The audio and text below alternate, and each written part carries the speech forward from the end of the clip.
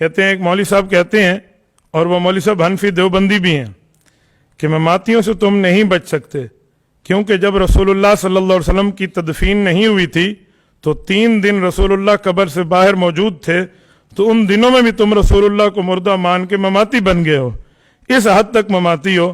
اس سوال کا جواب نہ تمہارے باپ کے پاس ہے نہ تمہارے دادے کے پاس ہے۔ انا للہ و انا الیہ راجعون۔ یہ کیا لکھے؟ حنفی ہیں، دیوبندی ہیں مولوی صاحب۔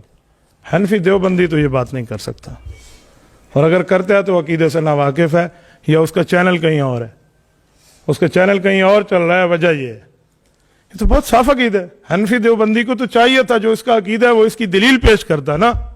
الٹا وہ کہہ رہا ہے نہ تمہارا باپ جواب دے سکتا ہے نہ تمہارا دادا۔ باپ دادے تو بہت بڑے لوگ ہیں، ان کو تو چھوڑو، یہ تو ہمارے بچے بھی آپ کو جواب دیں گے کہ عقیدہ حیات النبی کس کے لیے ہے یار۔ یہ گستاخی کی باتیں ہیں، غیر محتاط باتیں، ان سے بچیں۔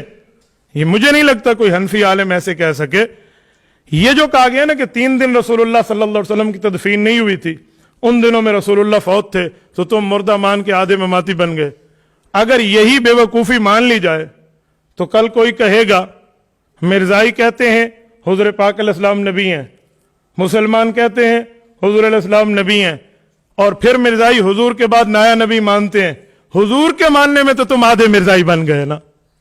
تو پھر ہم کیا کہیں گے؟ ہم حضور کے ماننے میں آدھے مرزائیوں کے ساتھ ہیں؟ کیسی بات کرتے ہو یار؟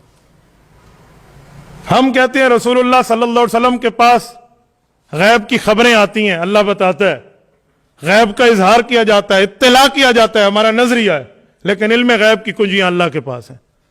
تو ایک بندہ کہے غیب غیب میں تو تم برابر ہو کر آدھے بریلوی بن گئے نا، تو حنفی دیوبندی تو نہیں کہے گا یار، یہ کیسی بات ہے؟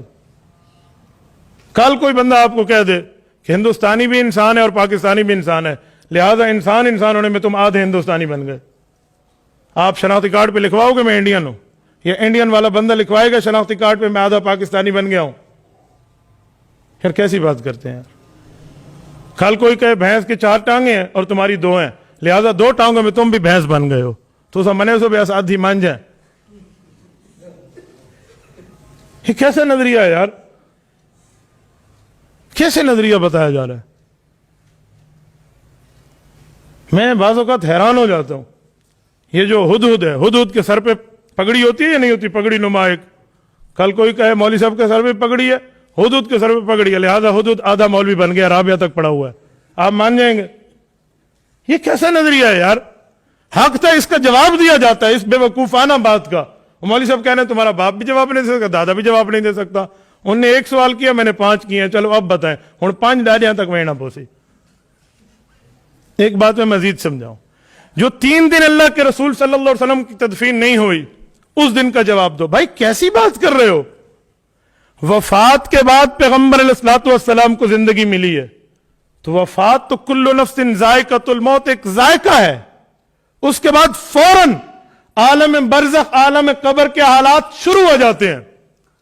وفات کے فوراً بعد وفات شدہ آدمی ابھی چارپائی پہ ہو، وہ عالم قبر، عالم برزخ میں پہنچ گیا ہے۔ دین کی فریقین، عام خطبہ اور عام یہ کہ مبلغ حضرات جو اس علمی مسئلے کی تہ تک پہنچے نہیں ہیں، اور وہ اس علمی مسئلے میں کہ حیات انبیاء کی حقیقت کیا ہے، ایک استفسار کے طور پر میں نے پوچھا تھا۔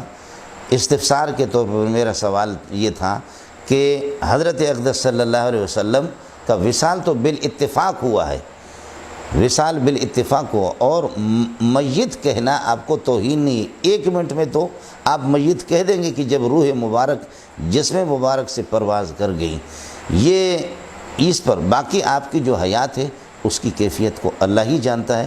بطور استفسار اور استکشاف کے استدلال میں نے نہیں کیا ہے، یہ پتہ نہیں علماء ہے یا جہلاء ہے، یہ اردو کی رسائل پڑھ پڑھ کر کے بدبخت بعض ان میں سے اس طرح کوئی مناظر ہے، کوئی میں نہیں جانتا کس قسم کا مناظر ہے، وہ استفسار اور استکشاف اور استدلال میں فرق بھی نہیں کر رہا ہے۔ یہ تو قرآن سے بھرا ہوا ہے، اتجعل فیہا من یفسد فیہا ویسفک الدماء، یہ فرشتے اللہ پر اعتراض نہیں کر رہے، یہ استکشاف ہے حقیقت کی، استفسار ہے، علماء ان چیزوں کو سمجھتے ہیں۔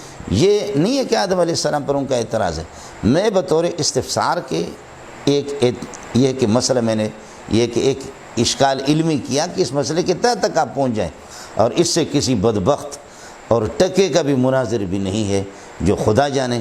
اس نے پھر یہ کہ وہ اس طرح لے جا کر کے مجھے حیات انبیاء کا منکر بھی بنا دیا، اور کیا کیا، اگر ہمت ہے مجھ سے بات کریں، اگر ہمت ہے میں زندہ ہوں، مجھ سے آ کر کے یہ ہے کہ آپ بات کریں کہ میں حیات انبیاء کا، میں جس طرح حیات انبیاء کے بارے میں جس طریقے پر مجھے شرح صدر حاصل ہے، جس طرح مسئلے کی معرفت مجھے، میں اللہ کی قسم کھا کے کہتا ہوں تو سوچ بھی نہیں سکتا، یہ تیرے یہ ہے کہ مسئلہ نہیں ہے، اس لیے کتاب بھی موجود ہے، میرے اکابرین بھی موجود ہیں۔ اس طریقے پر کسی کو دیوار سے لگا دینا اور ان کی خدمات پر، اور اس کی یہ کہ اس طریقے پر علماء دیوبند سے اس کو خارج کر دینا، یہ اس لیے اس مناظر سے بھی میری گزارش ہوگی، میں اس منکر حیات نبوی جو مجھے قرار دے رہے ہیں وہ اللہ کے واسطے مجھ سے ملاقات کرے یا مجھے جگہ بتا دے، میں ملاقات کروں گا علماء کے ساتھ مل کر کے، لیکن خلق خدا دیکھے گی انشاءاللہ ماں کا کوئی لال اس طرح تیار نہیں ہوگا۔